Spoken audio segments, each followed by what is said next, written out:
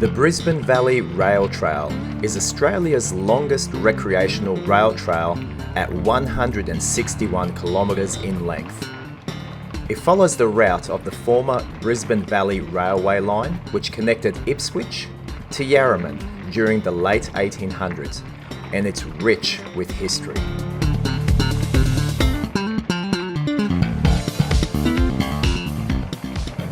The last passenger train ran on this line in 1989.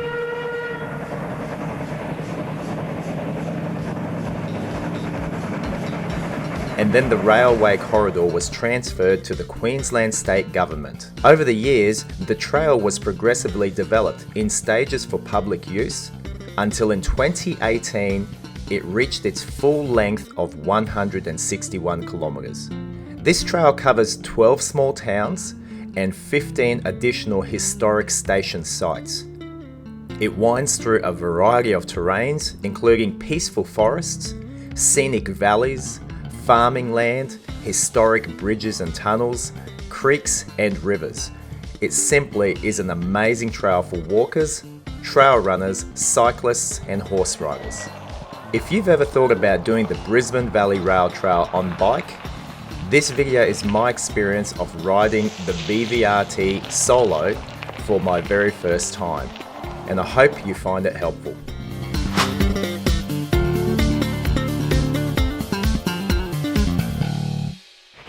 I rode the BVRT on my mountain bike because I wanted to travel the length of this line quite quickly. Now, as I live in Logan City, I decided to ride this trail from Yarraman, which is the furthest point, all the way to Wulkuraka, which is nearest to me. The full journey took me 1.5 days, and my total riding time was 9.5 hours to complete the entire length.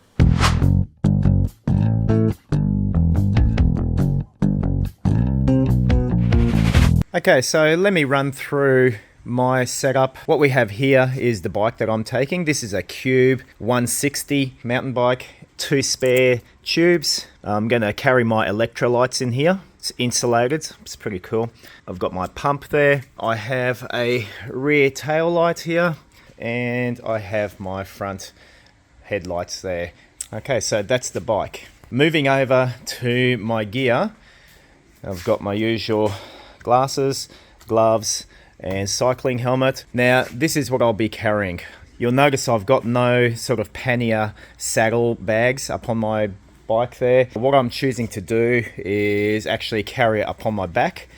I've got my main backpack right here, and this is about 11 kilos. I have my basically bike repair, emergency repair bag, and that's a secondary waste pouch, plus my camera tripod as well, and that's it. So I've actually put this on myself, and yeah, I'll see how it goes. Now, it weighs this much, especially this one, 11 kilos, because what I have inside is my sleeping tent and quite a bit of gear, and I plan to be staying just overnight camping somewhere on the side of the road there. We'll see where, and I've got everything in there. I'll unpack all of this and just show you what it all looks like. Okay, so this is everything that I've got, and I'll run through this equipment with you, just in case if you're interested. So first of all, my bike emergency repair kit here. What I carry around, this is about 1 kilo. So what I've got here, a couple of tyre levers, I've got some chain lube, just a rag, I've got toilet paper and some rubber gloves there for emergencies, some insulating tape, I have a couple of little tools here, zip ties, some quick links, and just quick link removers. I have more patch kits, tyre glue, and obviously bike repair, Allen keys. This is a bit of a knife here. This is a flint stick, in case if I have to start a fire to keep warm in the middle of the night, and just another light. So that's my emergency bike pack there. Now moving over, I'll be filming everything upon the GoPro Hero 9. I've got a chesty, I'll be wearing that non-stop. This will be upon my bag and I'll be doing a couple of tripod shots with that. I do have a helmet light, that's this one here. This will go here if I do any nighttime riding. A spare battery, charger, cables. I wear glasses at night time, take my contacts out. Wallet, a couple of GoPro batteries. Moving on, some electrolytes just to have with my Camelback water bottle there. Just some toiletries that I carry here with me, and most importantly, first aid kit. This is a must. Hopefully I don't have to use it, but that's a must. Got this long sleeve thin shirt here to put over me if I do get freezing at night. Before I touch upon the food, this is the bag that I carry. I've put a Camelback in here. It's got 2.5 litres of water, so that's 2.5 kilos additional weight there. So I'm not 100% sure if this is a good idea or not to take a bladder or just to drink at water stops along the ways at different towns, just from that. But I'm taking it just in case. Here I have my sleeping mat, inflatable sleeping mat, and I'm not taking any blankets. Instead, what I'm doing is taking some emergency blankets, and I've sort of made it and taped it up into a bit of a sleeping bag. And so that's what's in here. So that'll be an interesting test for me. And this is actually a 2-man Denali Vortex tent. This weighs in total about, 2.7 kilos. Now I would like to get a 1-man tent. I prefer sleeping in a tent where possible, but we'll see how we go with that. That with the water, it adds up to a bit of weight. Now for food, what I've got here are just my cutlery, plastic, just something to scrub down the Jelbuilder. I'm taking the Jelbuilder. I'll be cooking a few things in there just for dinner one night. Just got some spaghetti, got some pasta here, a couple of muesli bars, a couple of this to have with my coffee. So inside the coffee cup, got some oats here, and we've got some nuts. So that's pretty much it. That's the whole shebang. We'll see how we go this time round doing the BVRT. This will be my first time, and I'll wear all this upon my back. I think I should be able to manage it, although I know the weight is going to be, hurting my shoulders and that, but, we'll see how we go.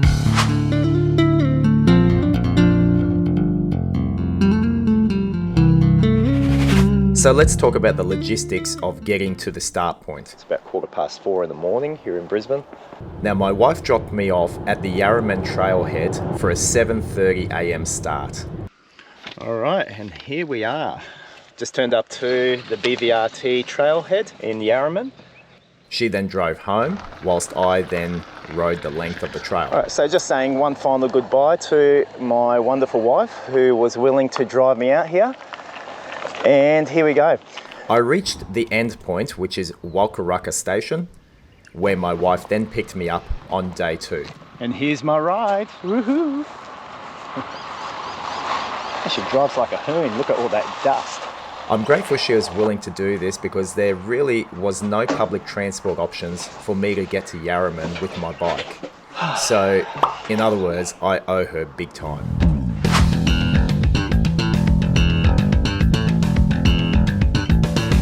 When you do the BVRT, there are a bunch of overnight stay options, whether it's camping at one of numerous free camping sites. There's a free camping spot. G'day. Harland Park, short-term rest stop. So it's like a whole free camp section here. Or a room accommodation at one of the small towns.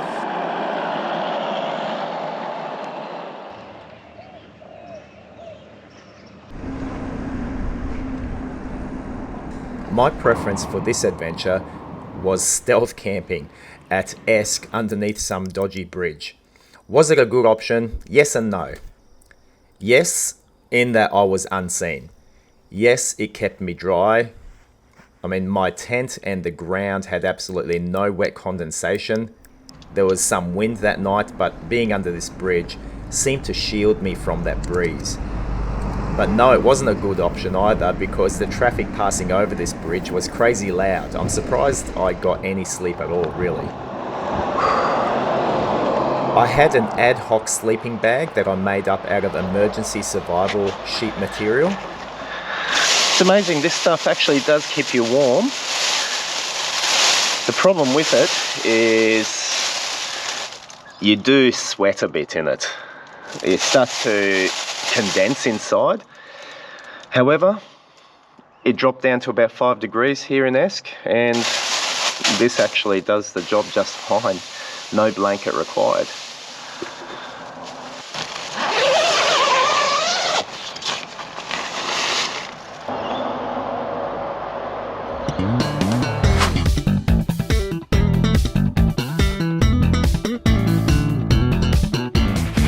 Now there are a total of 12 small towns that I passed through.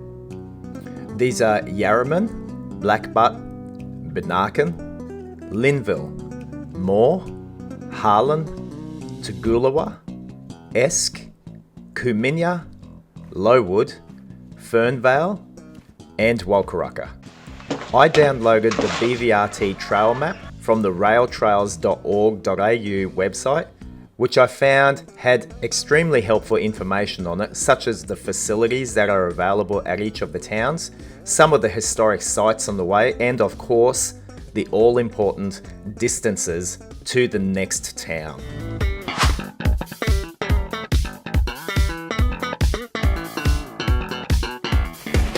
Now along the way, there is a BVRT kilometre marker. And what this is, it has the distance from the Wulkuraka trailhead. You know, if you get stuck or something happens, you just have to ring someone up or ring 000 and quote this marker number. It's also got a few other bits of information here. So it basically says Yarraman to Blackbutt 19. It'll give you the distances. This is an extremely helpful marker, which is also a motivating thing to see every time you pass it. 20 kilometres left. Woohoo! 15 kilometres left. Woohoo! 10 kilometres left. Woohoo! 5 kilometres left. Fruit salad time. Woohoo! 0 kilometres left. Turkish delight time. Woohoo! Come on now. Woohoo! Now be forewarned, if you're riding in the springtime, you will pass through numerous magpie territories, so ensure that you either paint eyes on your helmets or tie zip ties that poke upwards. Each town has some parkland where you can rehydrate, or obviously simply stop and just buy some goodies at the local convenience store and support local business. Oh, I need something.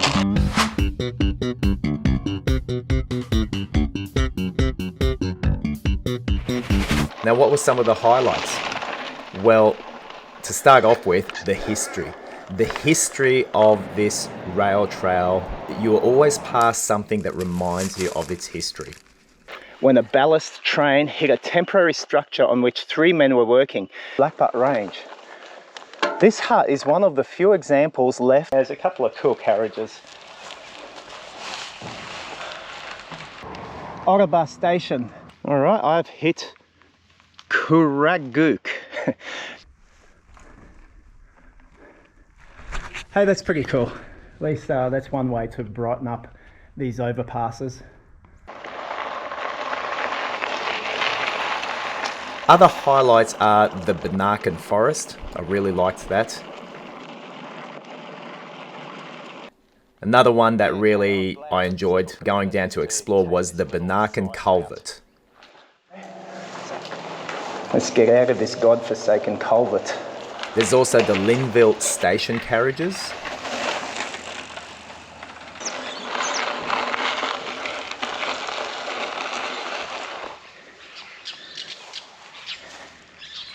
The historic Yimbin Tunnel, and various bridges and crossings.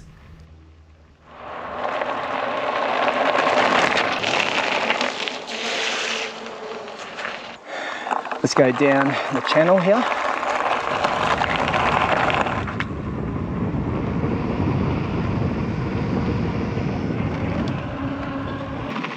You gotta love these bridges, right? Hey, here's these rocky stones to go across.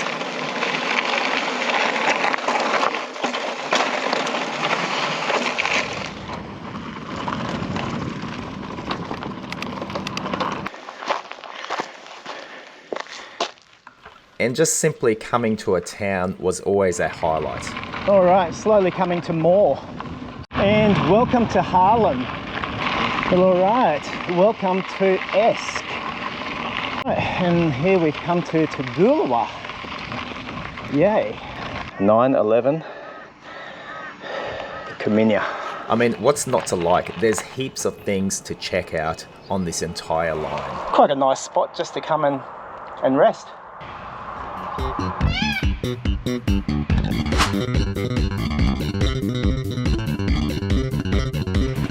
Now, if there were any parts that I didn't like, I'd have to say that there are just some sections of the trail that are simply long and boring.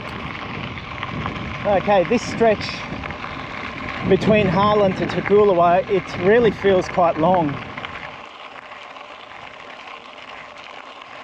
And there are uphills that can be very draining, fatiguing on your body. Put it into easy gear and up you go.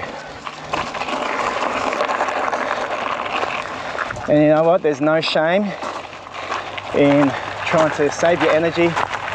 I'm coming now to what's probably so far the steepest of segments. Nice day to walk the bike.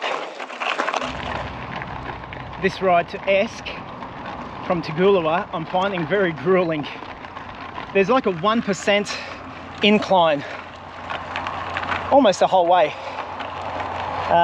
So yeah, I'm feeling it. But being a rail trail, the gradients are never ridiculously steep. Otherwise trains wouldn't have been able to have travelled it.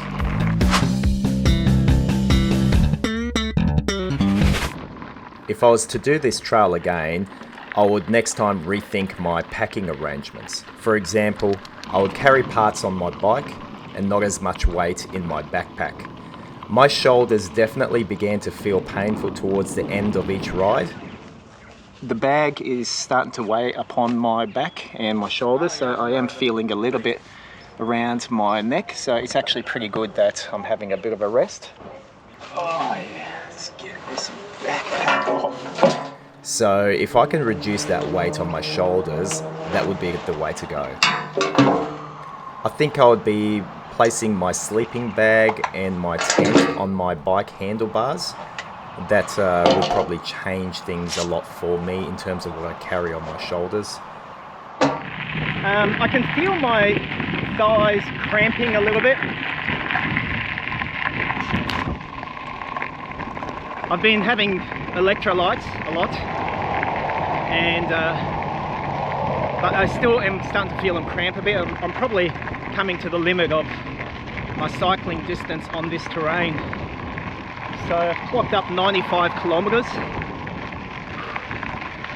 and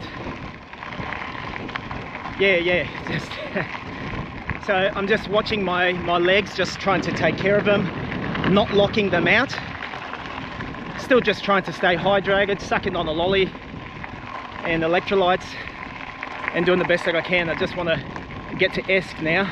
Also, my glutes felt very sore and raw at the end of each day. Thinking how I could mitigate that on another ride. Tell you what, my tushy is sore. I think I'd maybe increase the padding on my bike seat or in my bike riding pants. Perhaps that would help. Don't judge me. It's red raw.